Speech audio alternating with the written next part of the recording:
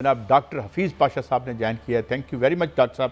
Doctor صاحب آج ایک بہت بڑی وارننگ ایشو کی ہے آئی ای اے نے، انٹرنیشنل انرجی ایجنسی نے، اور جس نے کہا ہے کہ انرجی کا ایسا کرائسس آ رہا ہے جو تاریخ انسانی میں یا نون ہسٹری میں یا جو ماڈرن ہسٹری ہے جب سے یہ ہم فاسل فیولز استعمال کر رہے ہیں یہ اس کی تاریخ میں نہیں آیا. اینڈ اور وہ ملک بچیں گے جن کے پاس ایٹمی جو ہے بجلی ہے یا ونڈ ہے یا سولر ہے.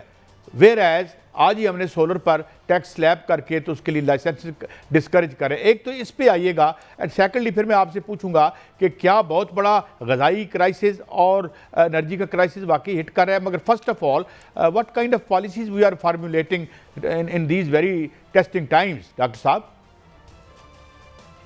بسم اللہ الرحمن الرحیم. بات دراصل یہ ہے کہ اس وقت تو ایک طرح سے سٹیل میٹ جسے ہم کہتے ہیں انگریزی میں، جنگ کے سلسلے میں ہم نے دیکھا ہے ایک طرف اسٹریٹ آف ہارموز پر قبضہ کیا ہوا ہے ایران نے، اور دوسری طرف آنے جانے کے لیے سے روکا گیا ہے امریکن نیوی نے. تو یہ جو ڈیڈ لاک یا سٹیل میٹ آپ کہہ دیں، اس کی وجہ سے اگر یہ سلسلہ جاری رہتا ہے، اور آپ کو تو پتہ ہوگا کہ تقریباً 20% جو دنیا کے تیل کی سپلائی ہے وہ اسٹریٹ آف ہارموز سے جاتی ہے. تو اگر یہ سلسلہ کچھ مہینوں تک بھی چل گیا تو پھر تیل کی قیمت آپ دیکھیے کہ پچھلے 2-3 دن پھر سے بڑھنا شروع ہو گئی ہے، اور اس وقت $104 فی بیرل ہے آپ کا برنٹ کروڈ. اور ہو سکتا ہے کہ اگر یہ کچھ عرصہ لمبا چل جائے یہ ڈیڈ لاک یا سٹیل میٹ، تو خدا نخواستہ $150 فی بیرل تک پہنچ سکتا ہے. اور ایسا ہوا تو بہت سے ممالک بہت بری طرح سے ان پر ایک بہت ہی نیگیٹو شاک پڑے گا، جس میں پاکستان بھی شامل ہے. تو ڈاکٹر صاحب یہ جو الٹرنیٹیو انرجی کی بات کی، ہمیں اس طرف انکریج نہیں کرنا چاہیے لوگوں کو انسٹیڈ آف ڈسکریجنگ دیم اگر اتنے برے وقت آ رہا؟ دیکھیے this is a medium to long term measure. Pakistan نے مناسب پالیسیز ایک حد تک اپلائی کی ہیں. ہم نے سولر کو بہت عرصے سے آنے دیا ہے. بعض اوقات یہ ہوتا ہے کہ ٹیکس ویکس لگانے کی کوشش ہوتی ہے، اس لیے کہ جو کنونشنل سورسز ہیں وہ انڈر یوٹیلائز ہو جاتے ہیں. دوسری طرف پاکستان کو اب یہ ہے کہ رینیویبل انرجی جو ہے الیکٹریسٹی کی جنریشن، اس میں بھی پاکستان نے کچھ ترقی کی ہے، نیوکلیئر، ہائیڈل وغیرہ. تو اب ہمیں اگلے کچھ سالوں میں اور آگے جانا چاہیے تاکہ we are better prepared against any future such crisis. But short run میں ہمیں برداشت کرنا ہی پڑے گا، اس لیے کہ اتنے کم عرصے میں کوئی بڑی تبدیلی نہیں آ سکتی. جی میاں صاحب.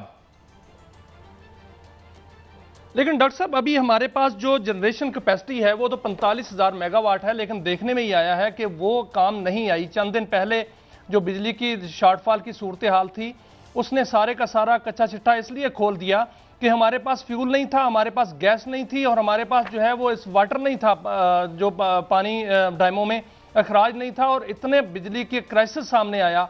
تو اس لیے کیا حکومت کو اس وقت جب یہ پلاننگ کی جا رہی تھی، یہی پلاننگ سولر پر کرتی حکومت، یہی پلاننگ ونڈ پر کرتی، یہی پلاننگ جو ہے وہ ایٹمی بجلی پر کرتی کہ وہ اس کا حصہ اتنا ہوتا کہ اس کرائسس کو یا اس طرح کے کرائسس کو نپٹنے کے لیے جس طرح چین نے وہاں کوئلہ اور اپنا سولر جو ہے اس کا رواج دیا ہے، کیا ہماری حکومت کو اس طرح کی پالیسیز نہیں بنانی چاہیے یا بنانی چاہیے تھی اس سے پہلے؟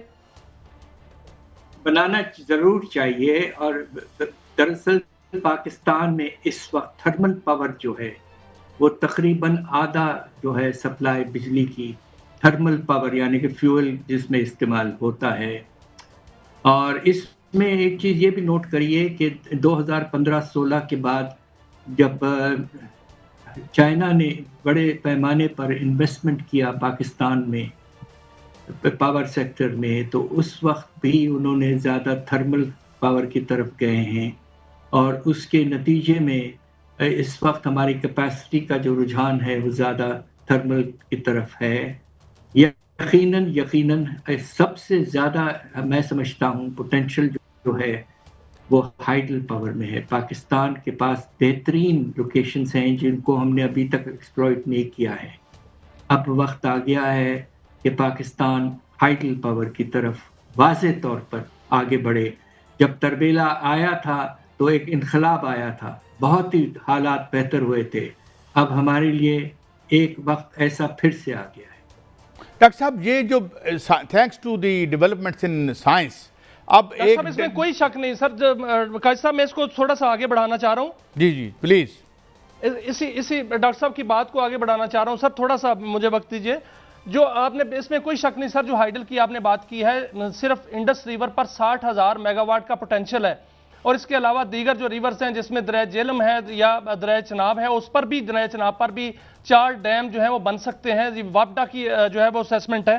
اگر یہ ہو جائے تو پھر پاکستان کی جو تمام کیپیسٹی ہے, جتنی ڈیمانڈ ہے اس سے زیادہ بجلی ہائیڈل ہو جائے گی. پوری کوسٹل ایریا جو ہے اس پر ونڈ لگ سکتی ہے, اور جو ہر گھر پر اگر سولر لگ جائے تو ہمارا کم از کم گھریلو سیکٹر جو ہے وہ اس سے نکل جائے گا.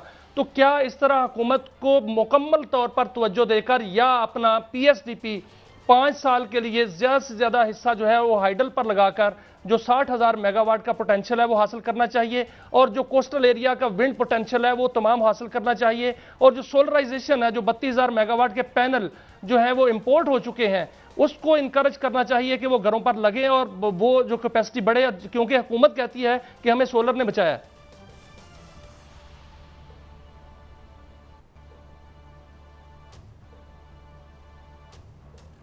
ڈاکٹر صاحب آپ ہمیں سن پا رہے ہیں؟ سوری ڈاکٹر صاحب.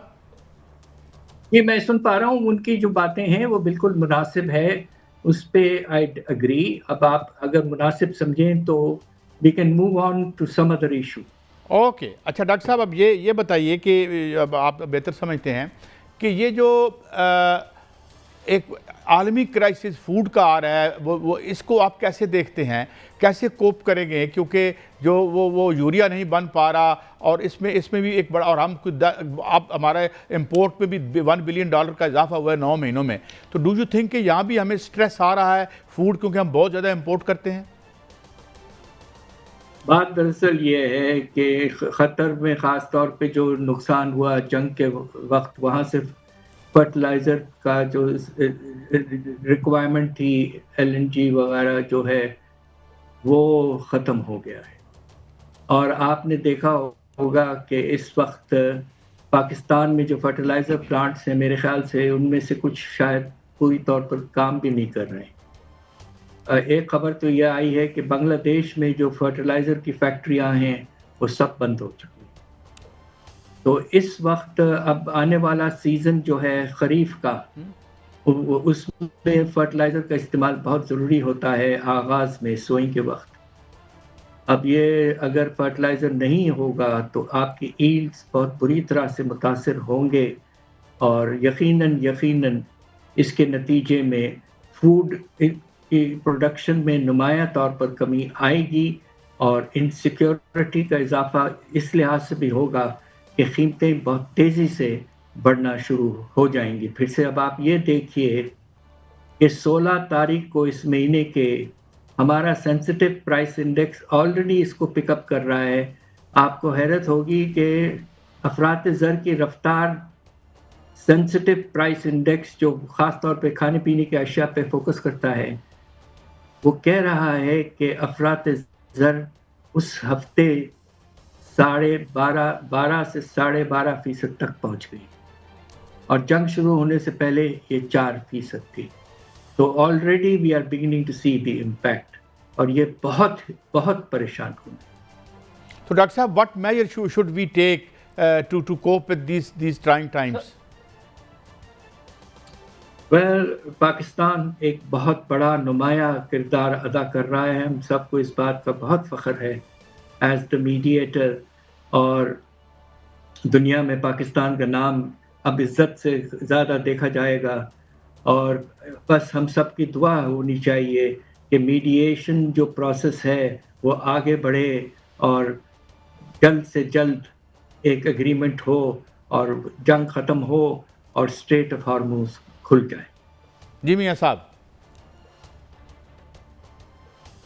سر آپ نے ایک خدشہ ظاہر کیا ہے ابھی، اور افراط زر کا بھی بتایا ہے، بجٹ بھی آ رہا ہے 2026-27 کا، اس کو کس طرح دیکھتے ہیں؟ اور اس میں آج میں خبر پڑھ رہا تھا کہ نئے بجٹ میں 60 سے 70 غیر ضروری پابندیاں جو ہیں وہ ختم ہونے جا رہی ہیں، اور درآمدات اور برآمدات پر عائد 2600 سے زائد رکاوٹیں جو ہیں وہ بتدریج کم کرنے جا رہے ہیں، اور ٹیرف جو ہے وہ 10.7 سے کم کر کے 9.5% پر لانے کی تجویز ہے۔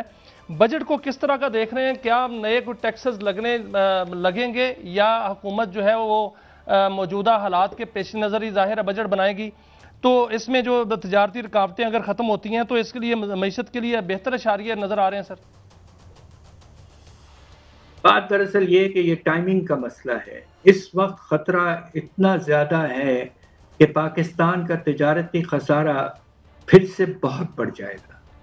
اب آپ یہ دیکھیے کہ ہمارا سالانہ امپورٹ جو ہے وہ پیٹرولیم پروڈکٹس اور کروڈ آئل کا 14 ارب ڈالر، اور قیمت میں آلریڈی اضافہ کوئی 50% ہو چکا ہے، تو 7 ارب ڈالر کا اضافہ اگلے 12 مہینے میں ہونے کا خطرہ موجود ہے اگر قیمت قائم رہے۔ تو اس وقت پاکستان کو لبرلائزیشن آف امپورٹس مناسب نہیں ہے، with all due respects to the government۔ یہ وقت ایسا ہے کہ ہو سکتا ہے پھر سے ہمیں امپورٹ ریسٹرکشن لگژری گڈز پر، خاص طور پہ گاڑیاں وغیرہ۔ تو یہ جو آئی ایم ایف کہہ رہا ہے کہ آپ لبرلائز کریں، اس کی ٹائمنگ میں سمجھتا ہوں کہ نامناسب ہے۔